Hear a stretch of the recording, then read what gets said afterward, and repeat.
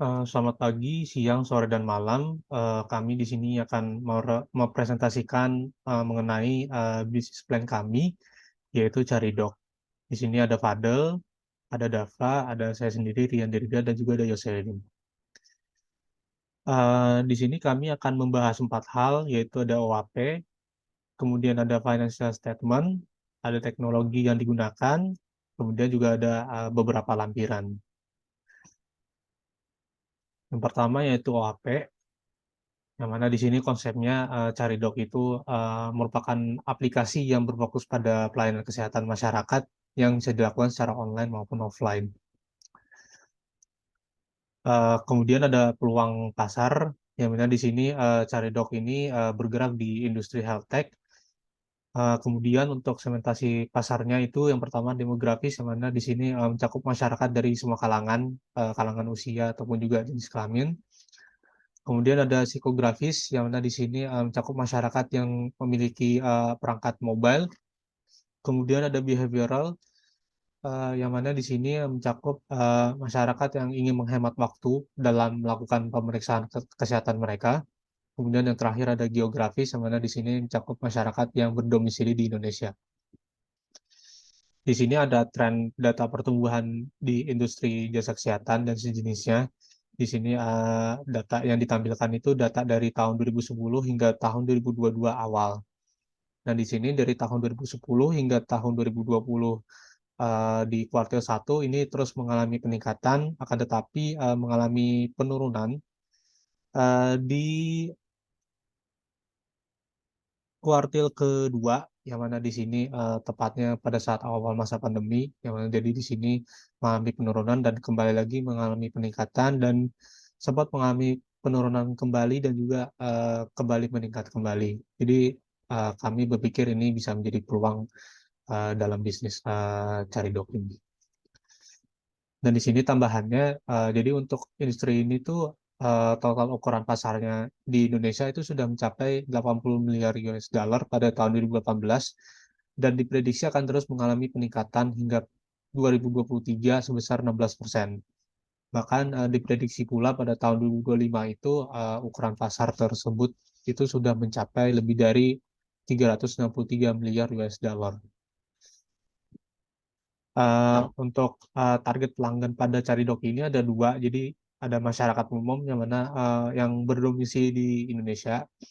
Kemudian di sini ada pasien check up rutin, namanya di sini pasien yang menjalani check up secara rutin dan juga kesulitan dalam menjangkau rumah sakit ataupun juga klinik kesehatan. Strategi kami untuk mendapatkan pelanggan uh, Caridoc ini ada 4. Jadi yang pertama itu ada hubungan build on trust, yang mana di sini membangun kepercayaan pelanggan dengan fitur-fitur yang ada pada Caridoc. Kemudian ada sistem rekomendasi dokter, yang mana di sini merekomendasikan dokter-dokter yang sesuai dengan kebutuhan pelanggan dan juga memiliki rating yang tinggi. Kemudian melakukan promosi untuk menarik atensi dari pelanggan. Kemudian juga ada layanan bantuan pelanggan, yang mana di sini bertujuan untuk membantu pelanggan yang kesulitan dalam menggunakan aplikasi Caridoc. Berikutnya ada kompetitor. Jadi untuk kompetitor dari Caridoc ini kami menemukan ada dua. Yang pertama adalah Halodoc dan yang kedua adalah Medicall. Jadi untuk yang Halodoc ini mereka menyediakan jasa konsultasi dokter secara online melalui aplikasi, dan untuk yang Medicall ini mereka eh, mengadakan jasa konsultasi secara online dengan cara memanggil dokter ke rumah. Nah, jadi perbedaan antara aplikasi kami yaitu Caridoc dengan Halodoc dan Medicall adalah aplikasi kami menyediakan kedua fitur tersebut. Dalam artian aplikasi kami bisa menyediakan jasa konsultasi dokter secara online maupun offline, dan juga bisa memanggil dokter ke rumah secara online. Nah, selain itu, aplikasi kami juga menyediakan fitur pendeteksi penyakit berdasarkan gejala yang dialami, di mana fitur tersebut memiliki basis AI. Nah, fitur tersebut tidak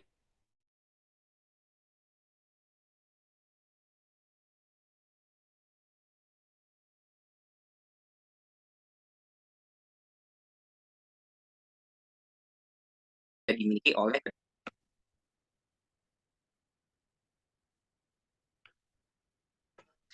Berikutnya ada perebutan peluang. Jadi untuk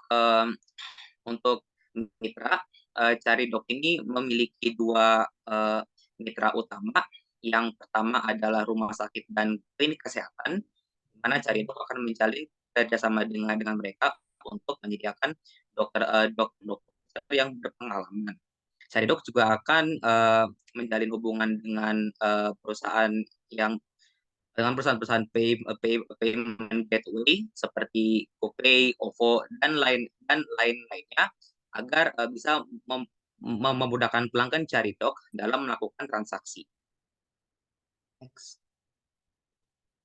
Berikutnya adalah bisnis model milik Caridoc. Jadi untuk bisnis model Caridoc itu yang pertama ada melakukan diagnosis penyakit kepada user yang menggunakan teknologi artificial intelligence, kemudian melakukan check up atau pemeriksaan beserta konsultasi tanpa harus mengunjungi rumah sakit.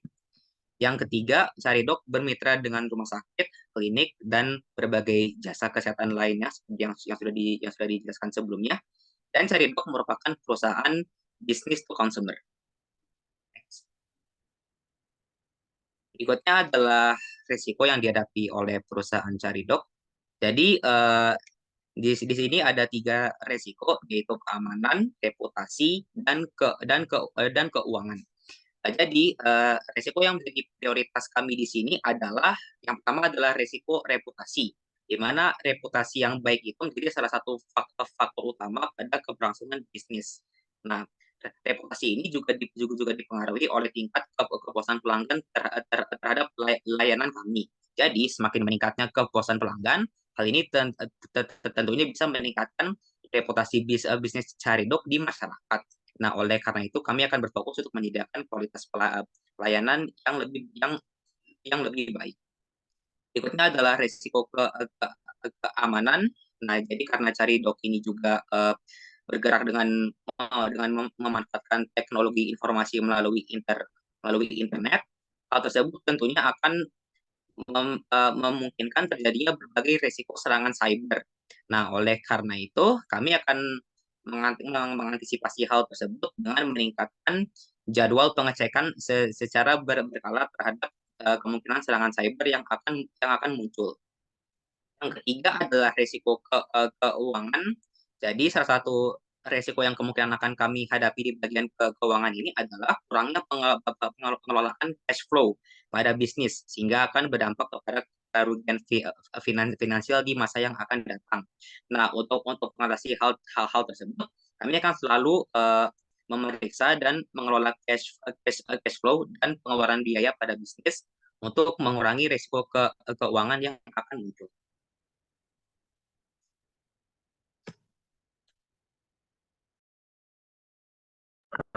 Kemudian ada financial statement dari Caridoc. Next. Yang pertama ada balance sheet. Setelah balance sheet yang kita buat adalah pada tahun 2023. Aset yang kita dapatkan pada tahun 2023 sekitar sebesar 1,8 miliar. Kemudian property and equipment yang kita dapatkan sekitar 900 juta. Hingga total asetnya terdapat sekitar 3,5 miliar. Kemudian current liabilities yang kita dapatkan sekitar 2,9 miliar. Dan equity-nya sekitar 600 juta, sehingga jumlahnya sama dengan total aset. Nah, lanjut. Dan cash flow untuk tahun pertama dari Caridoc pada tahun 2023,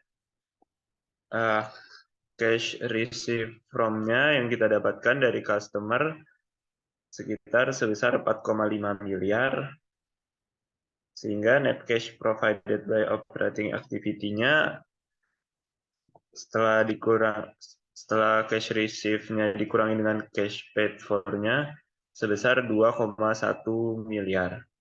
Kemudian net cash provided by investing yang kita dapatkan sekitar 300 juta, sehingga net change in cash and equivalents-nya sekitar 1,8 miliar. Dan karena baru tahun pertama, jadi cash balance on the year-nya belum ada. Dan cash balance end the year-nya sama dengan net change in cash and equivalents. Lanjut. Kemudian untuk tahun kedua, cash receive-nya bertambah menjadi 4,7 miliar. Kemudian net cash provided by operating activity-nya juga bertambah sedikit menjadi 2,2 miliar. Net change-nya sama dengan net cash-nya. Kemudian cash balance on the year-nya sama dengan tahun pertama, itu 1,8 miliar, sehingga cash balance on the year-nya setelah ditambahkan menjadi 4 miliar. Lanjut. Dan untuk tahun ketiga, cash receive-nya bertambah sedikit menjadi 4,9 miliar. Kemudian setelah dikurangi dengan cash paid menjadi 2,1 miliar. Kemudian net change in cash and equivalents yang kita dapatkan sama dengan net cash provided by operating activity, dan cash balance on the year-nya sesuai dengan tahun yang kedua, sehingga cash balance on the year-nya berada di nilai sekitar 6,2 miliar. Lanjut. Kemudian income statement dari Caridoc pada tahun 2023, revenue yang kita dapatkan dari penggunaan dari customer sekitar 4,5 miliar. Kemudian expense dari yang kita keluarkan sebesar 2,4 miliar. Sehingga net income yang akan kita dapatkan pada tahun 2023 sebesar sekitar 2 miliar. Ya.